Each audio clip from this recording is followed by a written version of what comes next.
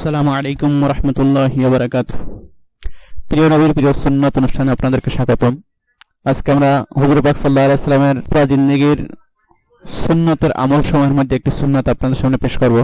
আজকে আমরা আলোচনা করব ঘুম থেকে জেগে ওঠার সুন্নাতসমূহ। ঘুম থেকে জেগে ওঠার প্রথম সুন্নাত হলো হাত দ্বারা চেহারা থেকে ঘুমের ভাব দূর করা। 2.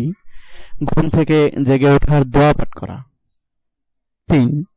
মিসওয়াক করা। 4. 2 হাত 3 বার ধৌত করা। 5. নাকে 3 বার পানি দেয়া। ইনশাআল্লাহ আমরা পরবর্তীতে আলোচনা করব টয়লেটে ঢোকার এবং বের হওয়ার সুন্নাতের আমলসমূহ। আল্লাহ তাআলা আমাদেরকে হুজুর পাক সাল্লাল্লাহু আলাইহি ওয়াসাল্লামকে পুরোপুরি অনুসরণ করার তৌফিক দান করুন।